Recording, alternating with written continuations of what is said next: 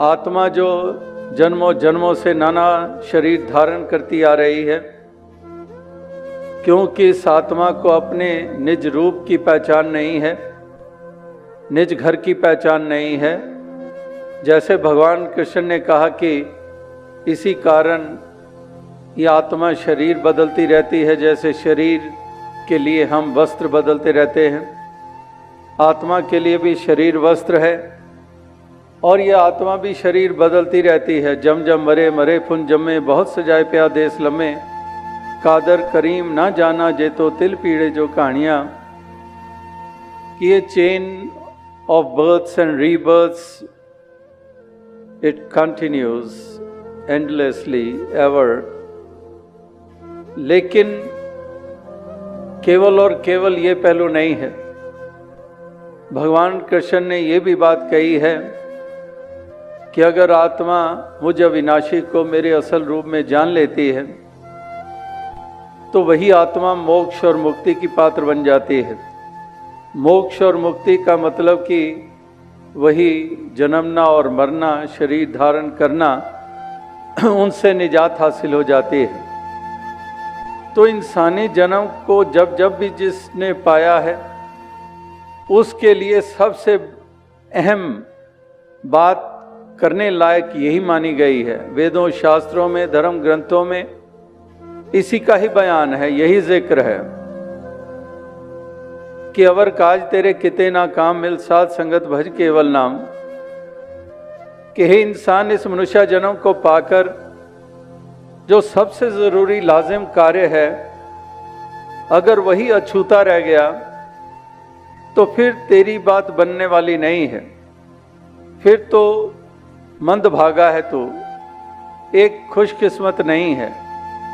भाग्यवान और खुशकिस्मती उसी की मानी जाती है जो इस संसार में पैदा होकर सबसे लाजिम कार्य को कर लेता है, इस मंजिले मकसूद को पा जाता है।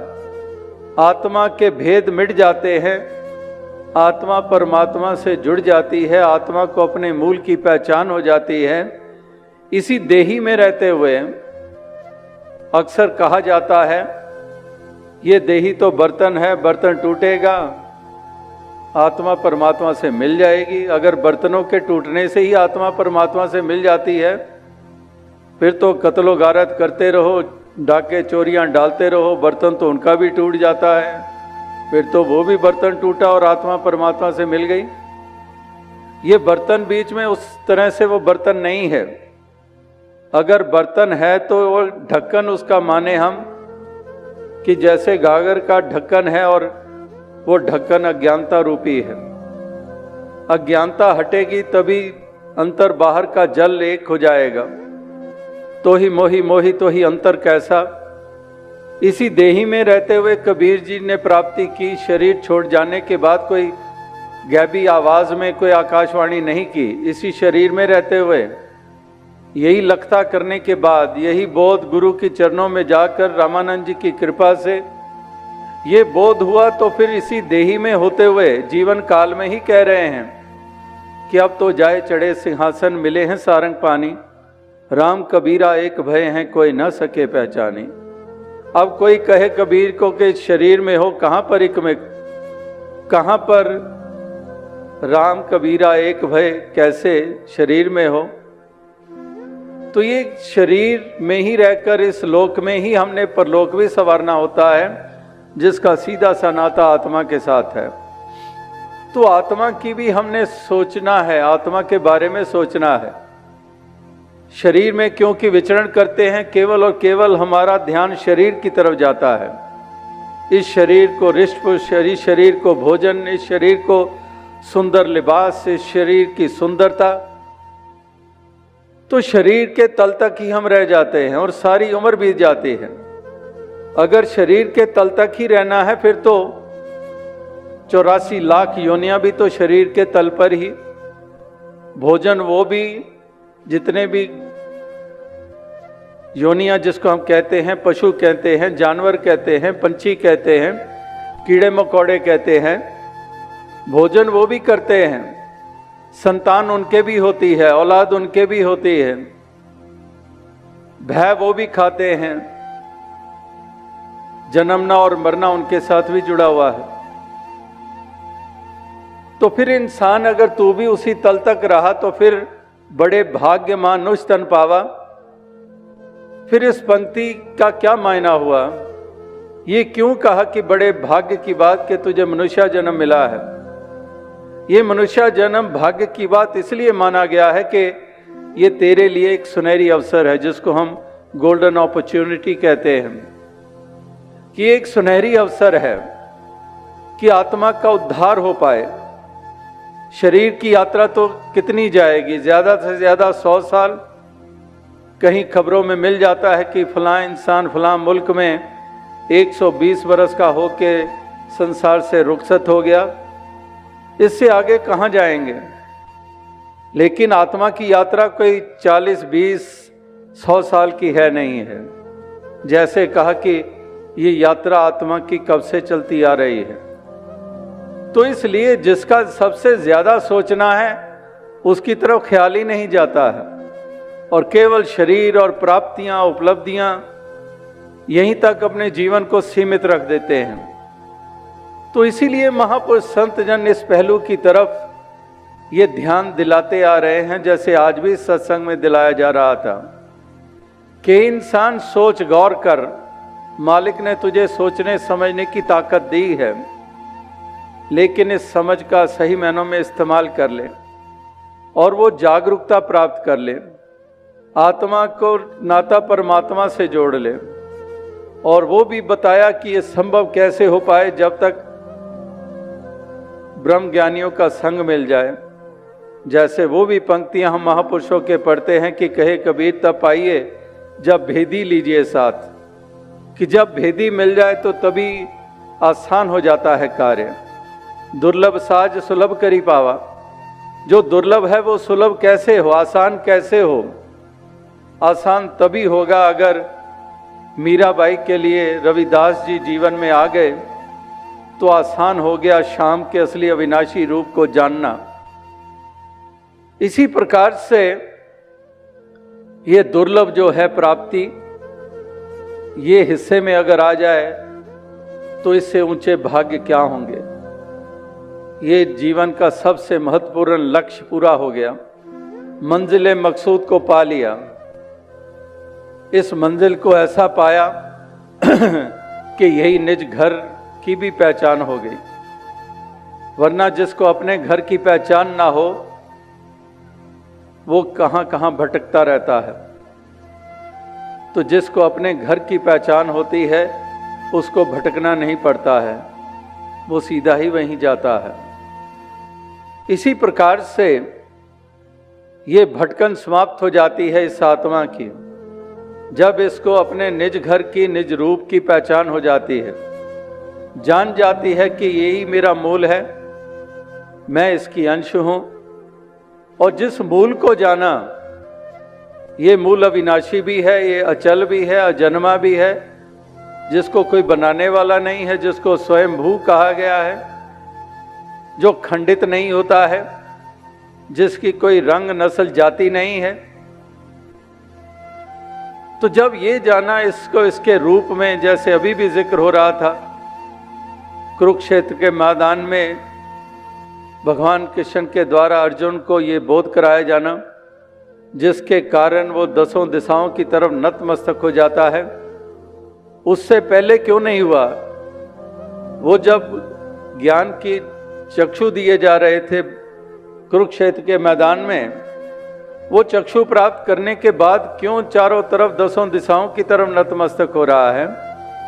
क्योंकि तब उसने भगवान कृष्ण के असली अविनाशी रूप के दर्शन किए, जो कि अविनाशी, जो खंडित नहीं होता, जो सारी यूनिवर्स को बनाने वाला, जो सारी यूनिवर्स को बनाने वाला भी है और उसमें उपस्थित भी है। जैसे अवतार वाणी में भी हम पढ़ते हैं कि ये 9 चीज़ां दृष्ट मानने जिसनों कहंदे माया है, 10वां ब्रह्म इना तो वखरा इना विच समाया है। कि इस प्रकार से ये इसी में समाया है। अभी भी रामनवमी आने वाली है और महाराष्ट्र में, मुंबई में गए तो कुछ बरस पहले वहाँ मराठी में महापुरुष समागम पे, जैसे इस वर्ष पहला ही प्रांतीय समागम मुंबई में हुआ था 23 जनवरी से लेकर 26 जनवरी तक, तो वहाँ तमाम समागम 90% मराठी भाषा में ही चला। और वहाँ मराठी में वो महापुरुष बता रहे थे कि जब ये राम नवमी शब्द हम सुनते हैं तो कहने लगे कि मुझे तो यही ध्यान आ रहा है कि ये राम नौ में है।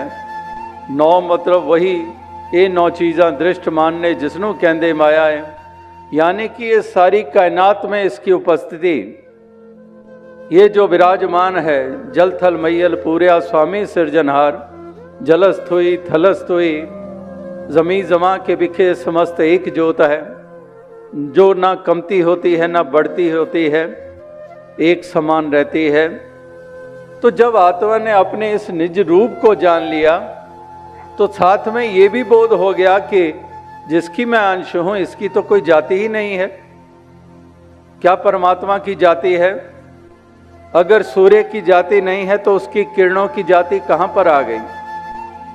यानी कि एक मन में भी अब उजाला आ गया। जहां आत्मा को रोशनी मिली, आत्म रोशन हुआ, वहां पर इसी जानने के बाद मन में भी वो रोशनी उत्पन्न हो गई। मन में भी जो भ्रम पैदा हुए थे जाति पाति को लेकर, ऊंच नीच को लेकर, जिसके कारण अपनी जाति पे अभिमान और दूसरे के ऊपर जुल्म, दूसरों का तिरस्कार, दूसरों को मलेच्छ, दूसरों को अछूत, ये कह कह के हम दुर्व्यवहार करते चले गए। वही बात जो अरम्य दास ने कही कि अंधकार, डार्कनेस, अज्ञानता रूपी अंधकार, अज्ञानता के कारण ही, क्योंकि परमात्मा को नहीं जाना। जिन्होंने जान लिया फिर जाति पाति पूछे नहीं कोई, हर को भजे सो हर का होई, फिर कोई वो सवाल नहीं रह जाते हैं। यानी कि आत्मा में भी रोशनी स्थापित हो गई, वो तिमिर मिट गया, वो अंधकार मिट गया, वो भ्रम मिट गया। क्योंकि भ्रम मिट ही नहीं सकते जब तक उजाला ना हो।